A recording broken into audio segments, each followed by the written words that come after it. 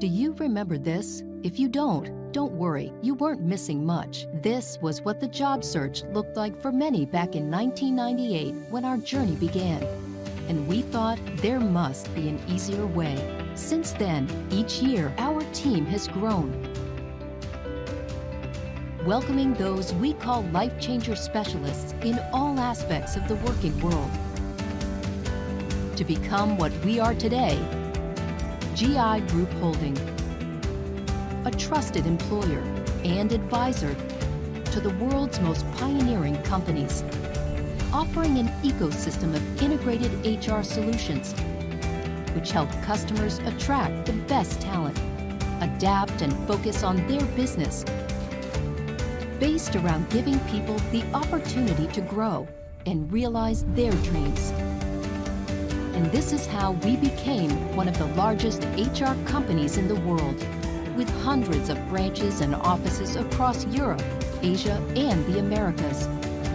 But there's something more than numbers. We strive to positively influence the labor market, to share our concept of sustainable work, fostering an enjoyable working environment everywhere.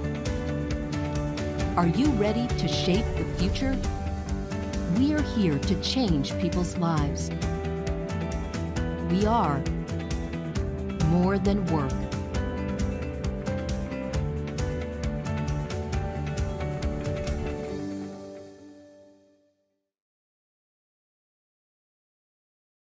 Boa tarde, bem-vindos a este webinar sobre a importância da formação em diferentes perfis.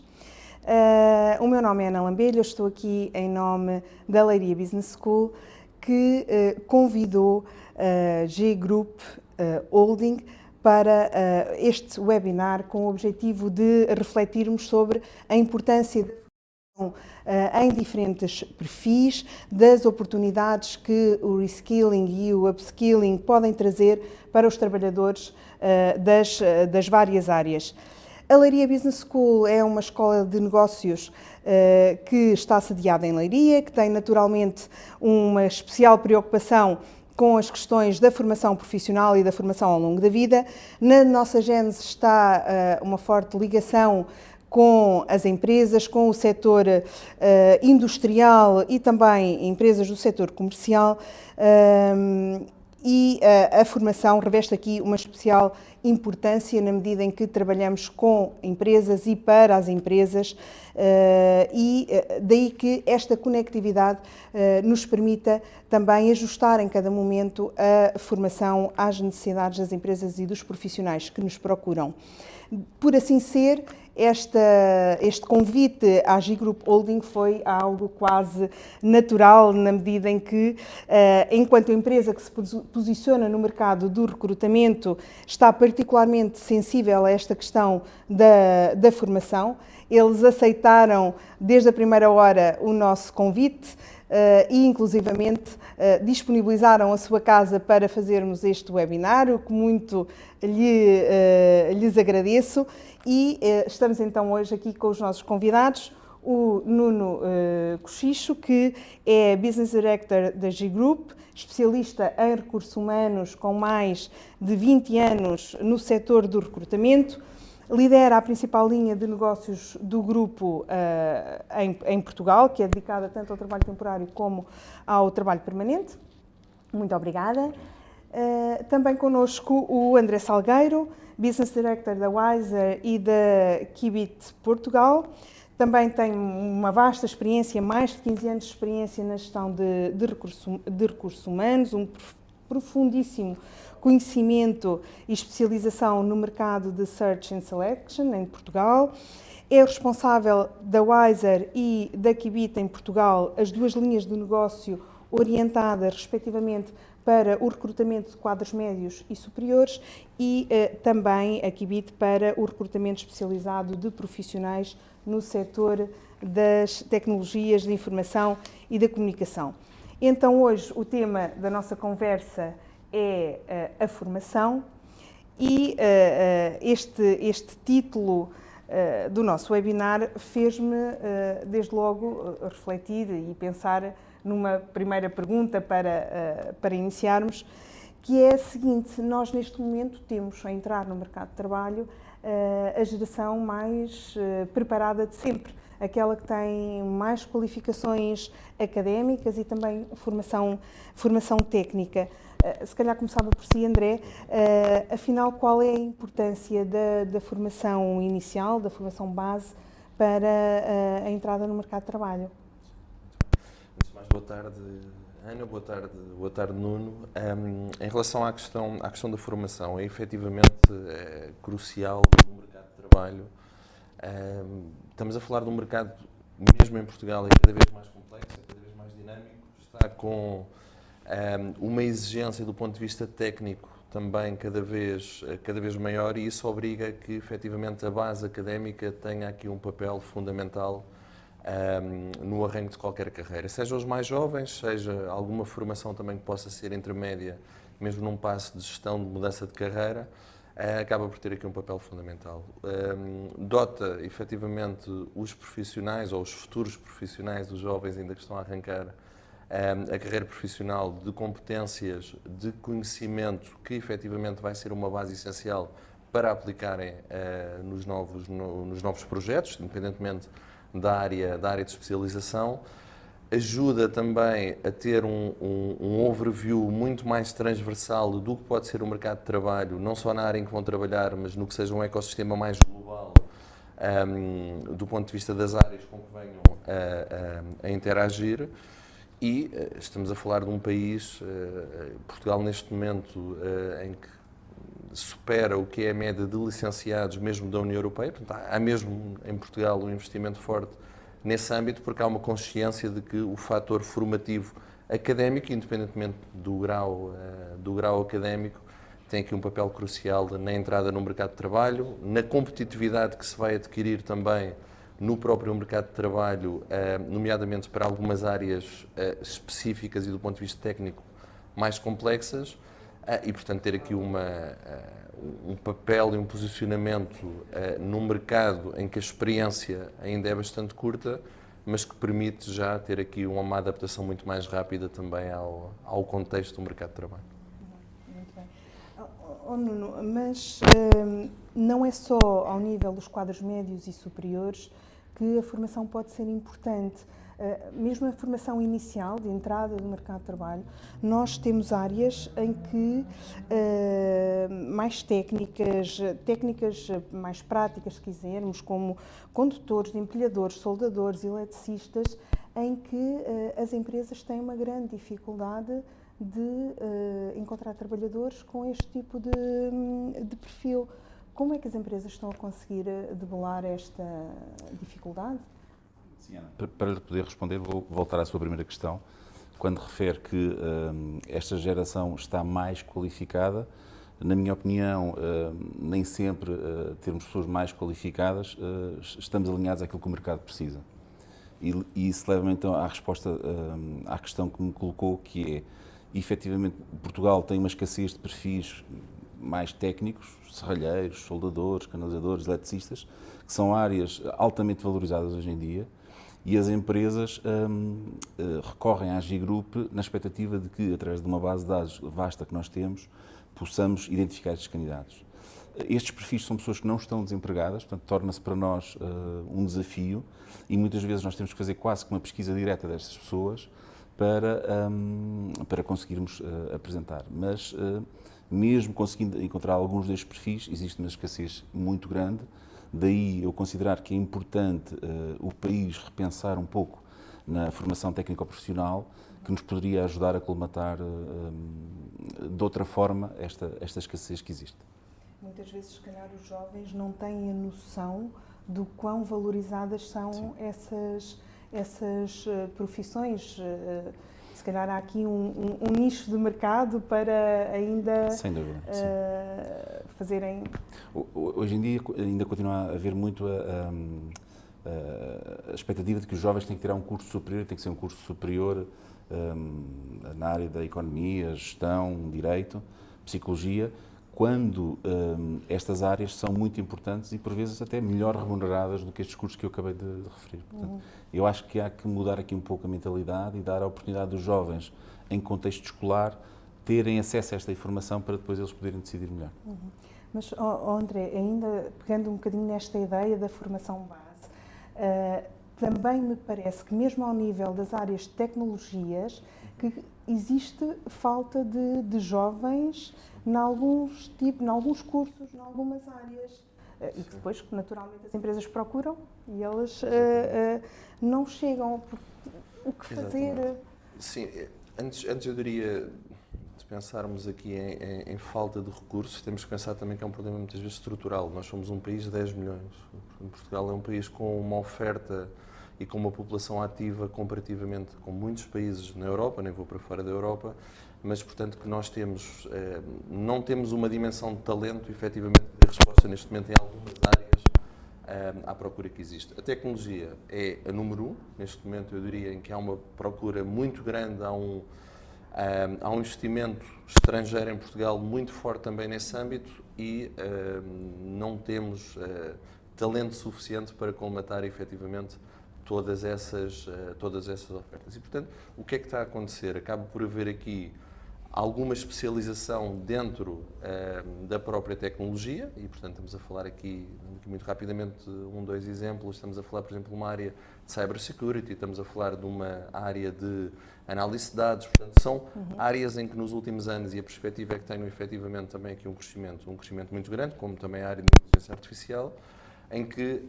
há aqui uma especialização, há aqui um papel muitíssimo importante, não só do know-how do ponto de vista técnico, mas do investimento também formativo, neste tipo de tecnologias, de áreas em que há uma demanda muito grande, mas que a oferta ainda não acompanha essa demanda. E depois estamos a falar de este processo mesmo, por exemplo, no setor industrial, com a questão da robotização, da automatização dos processos. A engenharia quase dita tradicional está a ter uma reconversão também muito grande. Portanto, estamos a falar de perfis a direcionarem-se muito para o lado mais tecnológico, perfis a direcionarem-se muito também para esta parte formativa, efetivamente, que acompanha o que possa ser as necessidades também e a escassez de recursos no mercado. Portanto, temos aqui um problema estrutural de dimensão, em que há um reconhecimento muito grande do ponto de vista técnico, seja nas áreas de tecnologia, de engenharia, mesmo outras áreas em que temos faculdades também de referência, que tem vindo a ser colmatado com cada vez maior também especialização. E especialização e também, como trabalhamos aqui num ecossistema mais global, não só local, mas também identificar talento externo. E depois, o outro lado da questão do reskilling, das requalificações, em que temos alguns casos mesmo de áreas mais ligadas a ciências sociais, recursos humanos, sociologia, psicologia, profissionais ligados a este setor que fazem aqui um shift na carreira para áreas como Scrum Master, para áreas como SAP, por exemplo, a trabalhar com plataformas, em que já não tem que haver tendencialmente só um percurso de carreira direcionados para as áreas académicas base, mas há uma reconversão também para outras áreas, nomeadamente tecnológica e nomeadamente na área de engenharia, acompanhando o que tem sido a evolução também nesse âmbito, muito estimulada com o pós-pandemia, sem dúvida. Se calhar cada vez mais o percurso formativo dos profissionais tende a ser um percurso eclético, que tem uma formação base, mas que depois as formações complementares que fazem permitem adquirir outras competências, muitas vezes fora das suas áreas de formação base. E às vezes, não sei, colmatar a tal escassez de procura que as empresas têm. Sem dúvida. Mesmo muitas vezes as empresas querem ter um portfólio de soluções mais diversificadas, em que também fazem um investimento nas equipas e uma reconversão, potencializando, porque uma questão motivacional não se prende necessariamente só com a questão remuneratória.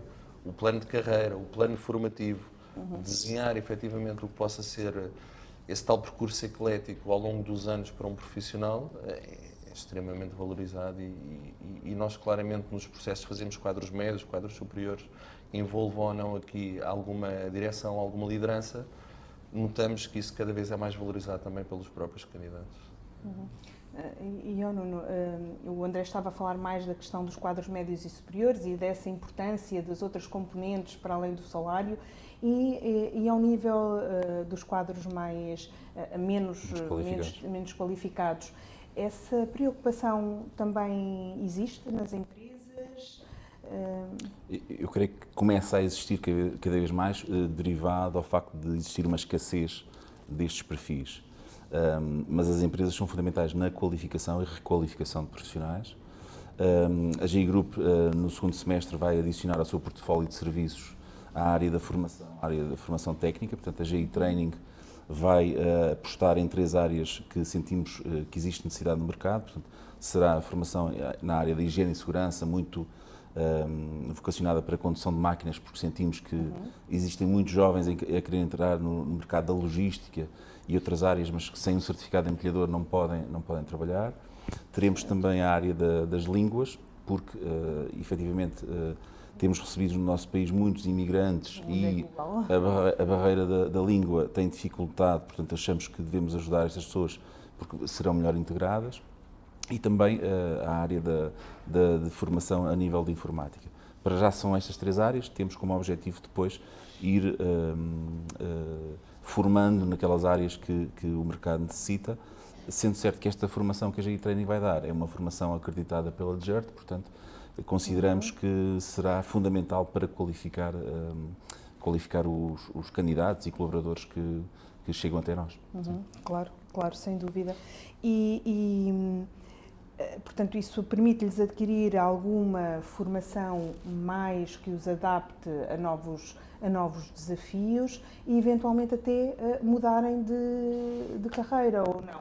Sim, nós temos tido muitas pessoas que chegam a nós, que vêm de outros países e que vêm com qualificações, mas chegam ao nosso país e porque não conseguem ter os certificados, acabam por se sujeitar a funções que nunca exerceram para poderem trabalhar e recorrem a nós, através deste tipo de formações, para poderem voltar a progredir na sua carreira dentro do nosso país, o que para nós é ótimo e devemos permitir que essas pessoas possam progredir e possam ter uma vida profissional de sucesso e com boas condições. Claro que sim. Isso implica que, por parte de quem esteja na liderança das empresas, haja também uma gestão muito atenta dos perfis que têm, dos perfis de trabalhadores que têm e das expectativas. E essa gestão das expectativas também deve ser difícil. É fundamental. O plano de formação que é feito anualmente, em que cada colaborador pode ter acesso a 40 horas de formação, deveria ser mais ajustado às necessidades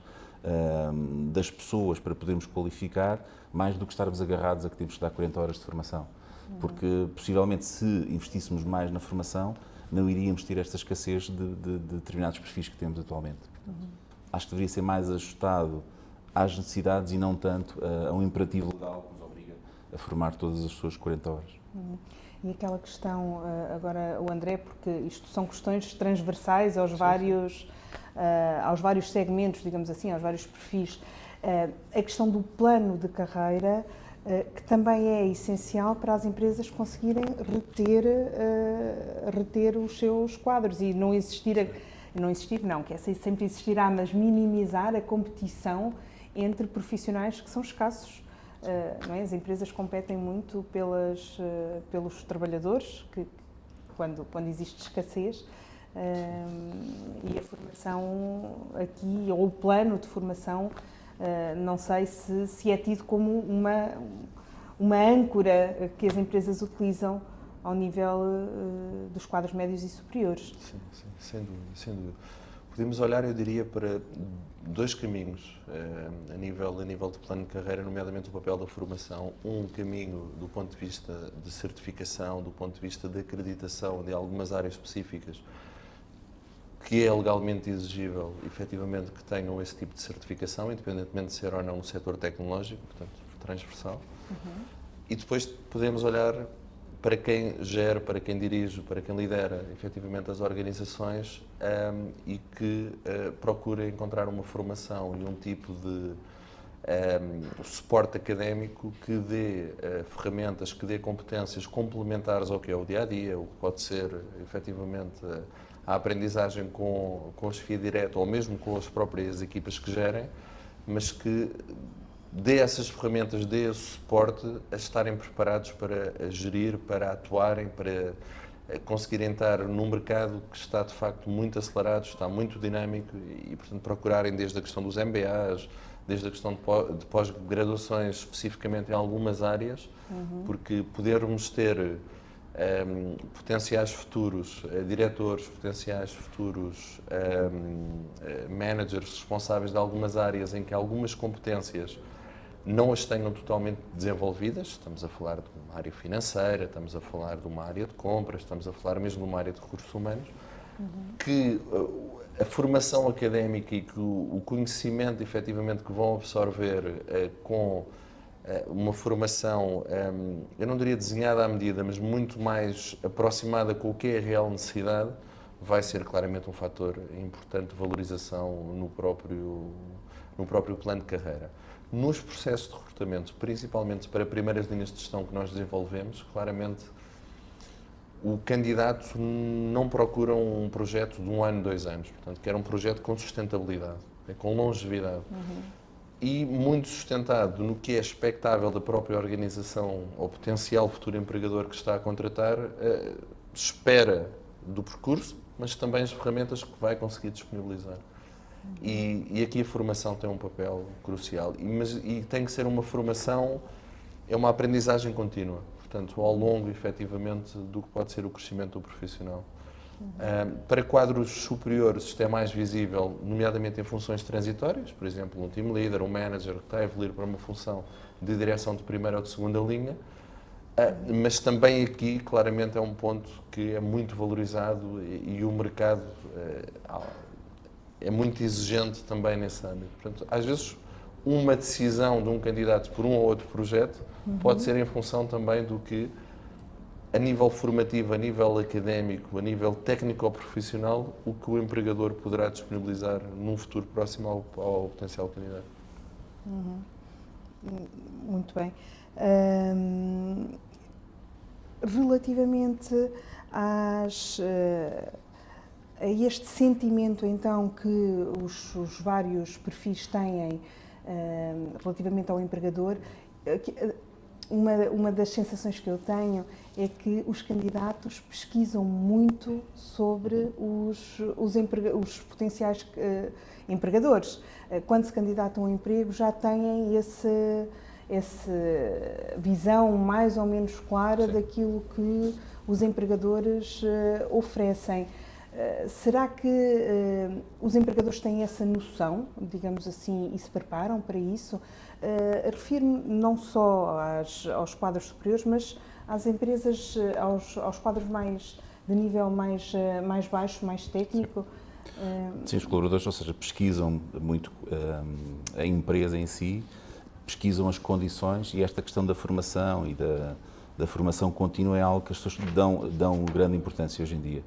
E cabe às empresas perceberem que os candidatos que lhes chegam muitas vezes procuram este pacote, ou seja, saber se na realidade é algo que acontece naquela empresa, se as condições de trabalho são boas, se existe formação real. Portanto, é cada vez mais chave para poder atrair pessoas. Mais do que esta questão de, em termos de condições de salário, ser um pouco superior, todo este pacote poderá influenciar muito na tomada de decisão das pessoas saírem de uma empresa para outra. É fundamental. Muitas vezes as empresas acham que só uma das formas de motivar os perfis, sobretudo esses menos elevados na hierarquia da empresa, é justamente oferecer-lhes um cargo mais elevado.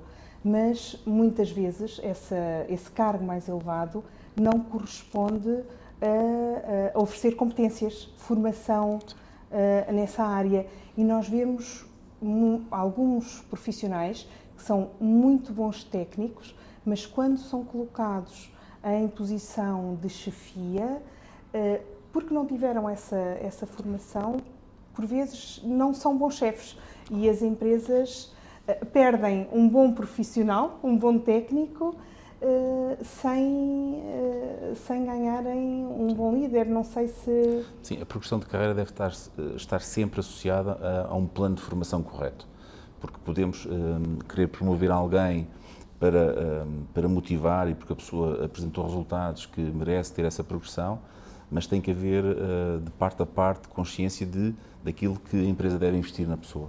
Sem isso, o insucesso é quase garantido. Portanto, as empresas competitivas e que olham à pessoa e à sua produtividade na empresa e realização profissional começam cada vez mais a olhar para isto com outros olhos.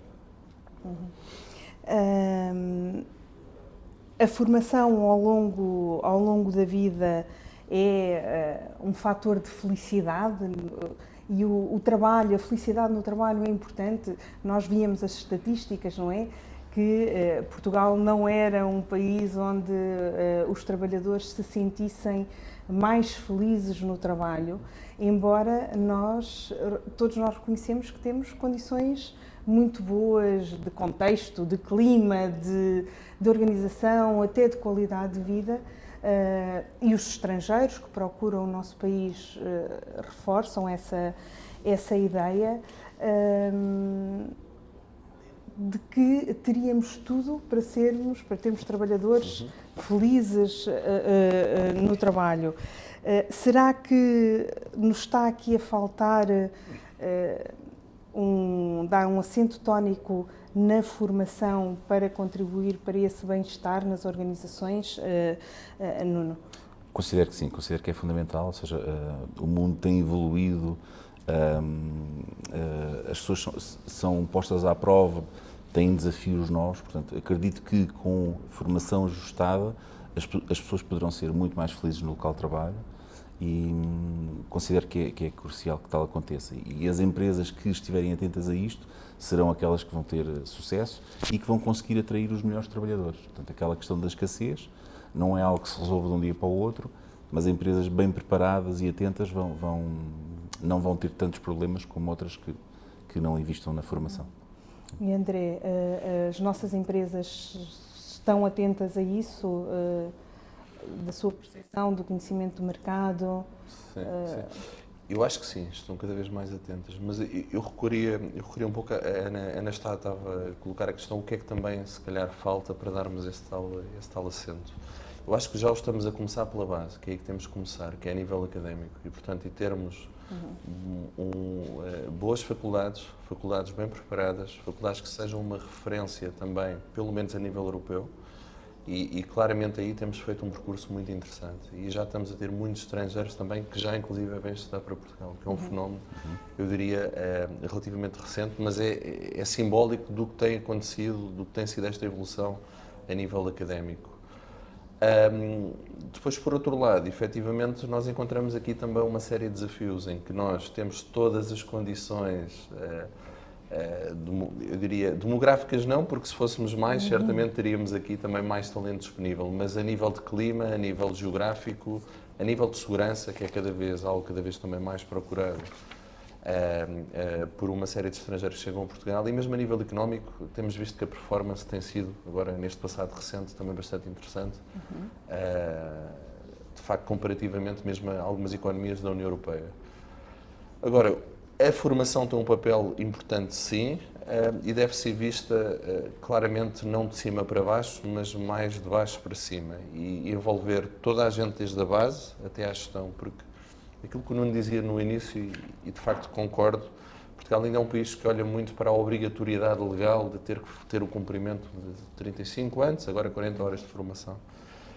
E nós precisamos claramente de perceber que aqui pode ser, a questão da formação pode ser um fator diferenciador entre ter profissionais mais competentes, mais produtivos, efetivamente, e que sejam mais eficientes, em que rapidamente se recupera o investimento que foi feito também na formação.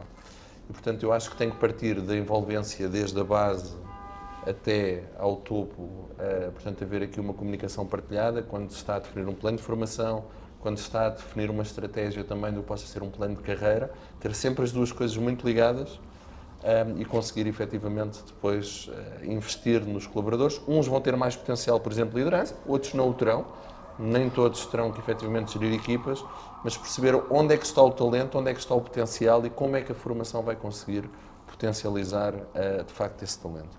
Por exemplo, na Wiser nós temos uma área de Assessment Center em que fazemos, no fundo, quase uma autoscopia aos nossos candidatos, a algumas áreas específicas dos nossos clientes e perceber onde é que efetivamente os profissionais podem se destacar mais do ponto de vista comportamental ou por vezes mesmo do ponto de vista técnico e que áreas é que têm que ser potencializadas. E depois podemos olhar para dois caminhos. Um, desenvolver as áreas em que, imaginemos, se calhar alguém da área comercial, o fator curiosidade de ser baixo tem que se desenvolver mais, não é?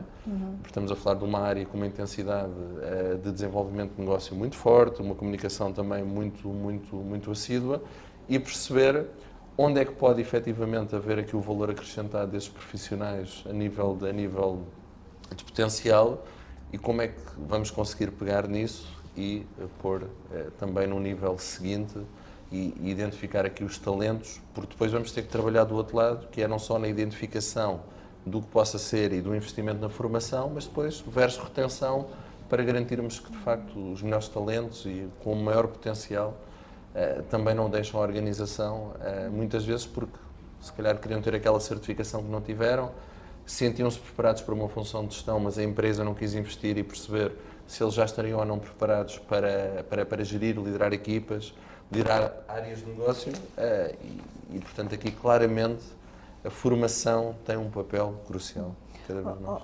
André, mas falou aí em tarefas de prospecção, de pesquisa, de análise, que eu diria que a maior parte das nossas empresas, que são pequenas e médias empresas, microempresas até, ainda que queiram, ainda que reconheçam como importante, não têm recursos humanos para o fazer. E se calhar aqui empresas como a G-Group têm um papel determinante, porque a assessoria às empresas nesta matéria é cada vez mais fundamental. Sim, claramente. E a questão da pandemia e o pós-pandemia acelerou aqui o processo de transição digital e de processos, de forma como comunicamos também, muitas vezes uns com os outros.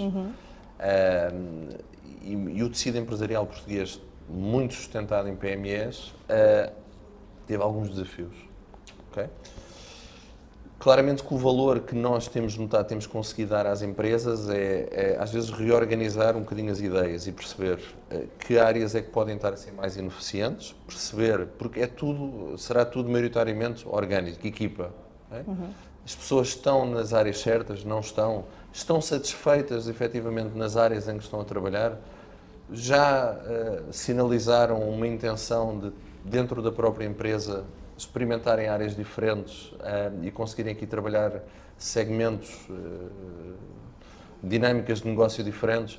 Portanto, toda esta quase autoscopia que nós acabamos por fazer tem-nos permitido verificar, e as empresas, aqui, verdade seja dita, no pós-pandemia, têm tido um investimento também maior, têm tido um cuidado, mesmo as PMEs, porque efetivamente já perceberam, se queremos trabalhar na chave, eu diria, quase dos últimos 2 anos, que é a retenção, temos que também dar este passo, efetivamente, e nós temos trabalhado muito com empresas nesse sentido, de que não tem necessariamente nós que trabalhar um processo de recrutamento para acrescentar um elemento à equipa, mas olhar para as equipas, perceber onde é que pode estar efetivamente aqui alguns fatores de melhoria ou alguns fatores de potencial que as empresas, e sendo PMEs, de facto não têm se calhar o know-how, não têm a capacidade muitas vezes ou os recursos suficientes para fazer essa análise e depois potencializar. E potencializa-se com formação, com certificação, com formação muitas vezes não tem que ser só nacional, quando estamos a falar de multinacionais, mesmo com estruturas mais pequenas cá em Portugal, mas conhecer as dinâmicas internacionais, conhecer outras realidades também de negócio. Portanto, aqui a formação tem um papel crucial e é cada vez mais valorizado, sem dúvida. E nota que, em termos de produtividade, de rentabilidade da formação, é mais útil, se é que há diferença, entre a formação in-company e a formação que é dada fora, ou seja, Quando nós falamos em formação para as empresas, nós podemos pôr os nossos trabalhadores em formações que já existem, não é? Ou comprar uma formação à medida da empresa. O que é que será mais produtivo? Serão as duas igualmente bem acolhidas? Eu diria que será provavelmente o maior desafio de quem gera, e acho que concordarás comigo, Nuno, que é muitas vezes mensurar, ou pelo menos no curto prazo, o impacto da formação, seja ela externa ou interna. É difícil, e normalmente é um processo gradual, daí que eu falava há pouco, aprendizagem contínua. Eu, honestamente, com as minhas equipas, mantenho dinâmicas grandes de formação interna, porque também estamos num grupo muito grande, estamos num grupo efetivamente, em que estamos presentes entre presença direta e indireta em mais de 50 países, portanto absorvo muito o que é o know-how a nível global.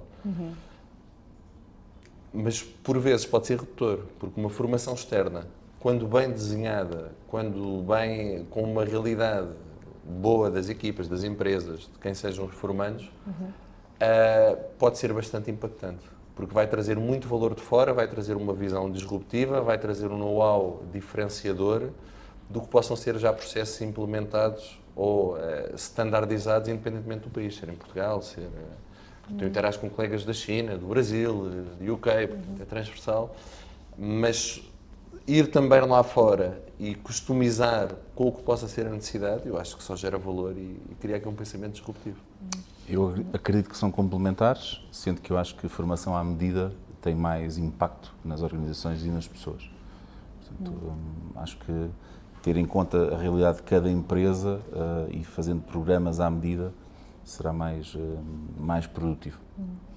Há um tipo de formação que eventualmente ainda não está muito explorado no nosso país, que é uma formação que envolva empresas da mesma região, do mesmo setor, quase uma formação colaborativa entre as empresas desse setor, nessa região. Eventualmente aqui alguma ideia de competitividade entre elas ainda não permite. Eu queria lhe perguntar se tinham algum feedback relativamente a essa realidade,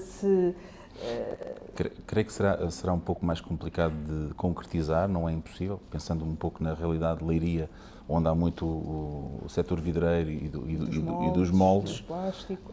A concorrência aí sobrepõe-se às vantagens que poderia haver formar determinadas profissões. Portanto, eu veria com bons olhos, acho que poderia ser importante para as empresas, não acredito que seja algo que possa ser concretizável a breve trecho. É uma ideia, a formação também tem que ser dada, tem que ir entrando, não é? No léxico das empresas e dos próprios gestores das empresas, que muitas vezes, e por exemplo na região de Leiria, os donos das empresas não são, na sua gênese, gestores. São técnicos que passaram a ter a sua própria empresa e que foram fazendo o seu processo de crescimento e que agora se veem, lá está, muitas vezes com necessidades de... Sim, necessidades reais. Nós desconfiamos sempre quando algumas empresas vêm a nós no último trimestre do ano, ou seja, aí é porque estão a querer cumprir com a obrigatoriedade legal. E nós achamos que a formação é algo que deve acontecer durante todo o ano e ajustada às pessoas e à realidade das organizações. Claro. Há pouco, e retomando um bocadinho a ideia da necessidade de ajustar a oferta formativa de base às reais necessidades das empresas e à necessidade de reabilitarmos ou apostarmos mais tanto no ensino profissional, certo, técnico, numa via. Como é que estamos a conseguir fazer isso? Estamos a ir nesse caminho? O que é que sente da experiência, de quem está na experiência, não é? Porque nós ouvimos as proclamações legais, as proclamações políticas quanto a isso, mas será que nas empresas as pessoas sentem que as formações profissionais, técnicas estão a ser boas e que estão a ir ao encontro das suas necessidades? E, por outro lado, será que estamos a conseguir consciencializar os jovens para essa carreira que não é só de ensino superior? Eu gostava muito de lhe dizer que sim, mas infelizmente existe um estigma do jovem que não vai tirar um curso superior e que vai para um curso técnico-profissional. Portanto, existe muito esse estigma. Da parte das empresas que recebem estes jovens, há uma grande aceitação, portanto, e as empresas precisavam que este estigma acabasse porque existe um potencial enorme. Mas ainda temos um longo caminho, na minha opinião, a fazer, porque nem todas as pessoas têm que tirar cursos superiores. Podem ter estas profissões que são uma mais-valia, que o mercado precisa, mas temos que mudar aqui o paradigma. Portanto, ou podem tirá-los depois, se calhar, não é? Sim. Aquela ideia de estudar enquanto se trabalha e de trazer e porque se está relacionado com a atividade profissional. Claro que sim. É algo que é apoiado pelas empresas, ou seja, as empresas que vão buscar estes jovens técnicos às escolas profissionais, será que depois também valorizam a sua entrada no ensino superior, se essa for a sua vontade? Da realidade que eu tenho conhecimento, sim, valorizam e apoiam porque verificam que as pessoas podem progredir dentro da própria organização. Portanto, eu acho que é uma grande mais-valia. Esta área técnico-profissional tem algo para mim muito positivo, que é muitas vezes os estágios que estes jovens fazem nas empresas. Portanto, quando eles depois começam a exercer uma função, já há um conhecimento de uma realidade, ou seja, não são cursos meramente teóricos, é muito prático e isso tem efeitos muito positivos. E tivemos uma aposta nos cursos superiores profissionais, não é? Do pós-secundário, que também permitem essa inserção nas empresas e que têm tido muito bom retorno, acolhimento e retorno. E agora mais para os quadros médios e superiores e para as carreiras informáticas, tecnologias, esta relação de formação de nível superior, pós-graduada, por exemplo, ao nível do pós-doutoramento, e a possibilidade de se fazer um doutoramento numa empresa e não aquele doutoramento clássico apenas nas universidades, já é bem visto, já é acolhido, é praticado nas nossas empresas? Sim. Eu diria que começa a ser, porque houve uma compreensão também do próprio mercado. Haveria aqui uma tendência, se calhar há alguns anos atrás, para haver um percurso académico seguido. Tivemos a questão de Bolonha, da licenciatura, do mestrado, portanto, faria-se quase aqui uma maratona académica durante, em algumas áreas específicas, 6, 7, 8 anos, sem ter uma experiência profissional ou ter aqui um contacto com um estágio. E, portanto, percebeu-se cada vez mais, nomeadamente em algumas áreas de gestão, que a questão do know-how, a questão de ter a experiência com o setor empresarial, ter a experiência com as equipas, com o mercado, é altamente benéfica depois para o que vai ser também o impacto a nível académico. Okay? E, portanto, as duas funcionam de forma complementar em o que é a experiência profissional, o que vai sendo o crescimento, efetivamente, também a nível académico. As empresas, algumas áreas específicas, eu diria sim, cada vez mais, porque sentem também que estão a trazer know-how para dentro. Okay? E não implica que alguém que esteja a tirar uma pós-graduação, mesmo um doutoramento, ou do ponto de vista académico, algo já mais elevado, ou que vai retirar know-how da própria empresa, ou que vá desinvestir o que possa ser a nível também de conhecimento do atual empregador. Portanto, quando as duas coisas se complementam, e muitas vezes temos alguns casos práticos, mesmo de doutoramentos, em que são projetos nas empresas, exatamente, e que são de investigação e desenvolvimento nas empresas, e portanto as empresas que consigam conciliar isso, acho que só terão a ganhar, e cada vez mais tem sido essa percepção de que o investimento, retorno, obviamente, do ponto de vista académico, quem estará a tirar uma pós-graduação ou um doutoramento vai ter que investir muito tempo num lado académico, mas se isso for benéfico depois para a própria empresa, não vejo nenhum obstáculo. Okay? E essa noção da investigação aplicada, da formação aplicada ao crescimento da própria empresa é fundamental e é uma relação ganhadora para ambos os lados. Notam que ao nível da formação dos profissionais há alguma maior abertura das instituições de ensino superior, tanto das universidades como dos politécnicos, embora os politécnicos sempre tenham tido esta visão mais próxima das empresas, digamos assim, mas notam, ao nível da formação dos profissionais, que existe esta maior aproximação da academia à formação das empresas, André? Sim, por isso é que eu há pouco, quando falava desta evolução de base académica, vai muito buscar o que é o conhecimento à realidade das empresas.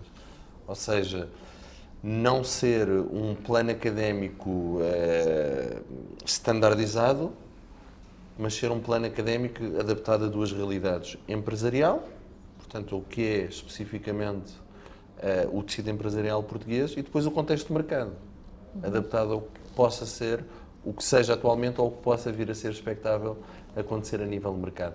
Acho que esta aceleração do ponto de vista académico, acompanhando o que tem sido a dinâmica empresarial, tem sido claramente altamente rentável para ambos os lados. E, portanto, há pouco falava da questão de, se for, por exemplo, a aplicabilidade de um projeto na empresa que tenha sucesso, eu diria que é o pináculo da formação. Não é? Porque há um investimento da empresa, há um investimento do profissional e depois o retorno é mútuo e traz valor acrescentado para a empresa. Portanto, acho que se calhar muitas vezes as empresas nem têm noção disso, porque muitas empresas, ou felizmente cada vez menos empresas, veem os estágios, seja ao nível das licenciaturas, seja ao nível da formação secundária, mais técnica, veem o estagiário como alguém que consome tempo, que consome recursos e não... e que às vezes há outras coisas para fazer, que é isso mesmo. Esta é uma visão que está a desaparecer, não? Felizmente está a desaparecer, porque aquela imagem do estagiário que vinha tirar fotocópias e tudo isso, e agora também, como estamos muito mais digitais... agora digitalizam. Ajuda mais. Não, mas as empresas começam a ter consciência que o estagiário muitas vezes é alguém que tem perspectivas de entrar na própria organização. Portanto, felizmente eu acho que temos uma visão mais positiva do estagiário. Referir só que muitas vezes as empresas estão a valorizar não só as formações, mas também experiências, ao nível dos Erasmus, ou seja, as empresas valorizam muito pessoas que vão para outros países ter uma experiência, ou seja, porque isso dá-lhes visão do mundo, dá-lhes uma bagagem, e é algo que nós sentimos e valorizamos, e que as empresas que trabalham connosco valorizam muito, que é quem tem experiências diferentes. Pode não ter experiência ainda profissional, mas essas experiências dão skills que depois são muito úteis no mercado de trabalho. E também os estágios de curta duração enquanto estão na sua formação... Os estágios de verão, os estágios de final de curso são muito importantes porque dão às pessoas bagagem e coisas que não aprenderam ao longo do curso, porque não é... Às vezes estas soft skills, não é? Sim, tanto são se muito fala, importantes. São importantes em todos os segmentos de profissão. Nós estamos quase a terminar aqui o tempo da nossa conversa e por isso eu ia pedir a cada um de vocês uma reflexão final sobre esta questão da formação. Se calhar começava pelo André. Bom, só então 30 segundos. Acho que temos feito um caminho muito interessante em Portugal. Okay? Portanto, temos feito aquilo que eu estava a referir há pouco mesmo, comparativamente com outros países da União Europeia. Neste momento, acabamos por estar acima do que é a média de licenciados. Há uma percepção, efetivamente, que gera valor acrescentado. Agora, por outro lado, também temos aqui algumas coisas a desenvolver, temos ainda aqui algumas coisas a melhorar. Acho, e aquilo que a Ana falou, é um celeuma que ainda continua a existir muito o tecido empresarial português, ter que fazer a transição para um investimento também maior, com um know-how de pode ser o impacto e com uma percepção do que pode ser efetivamente o valor acrescentado da formação.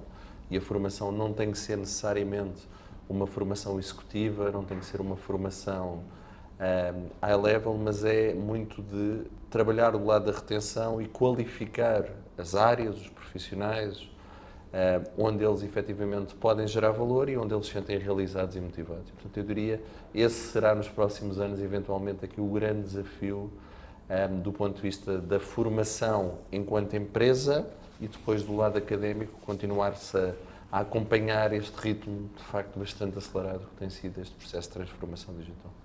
Muito obrigada. Nuno. Eu, quando penso em formação e refletindo, acho que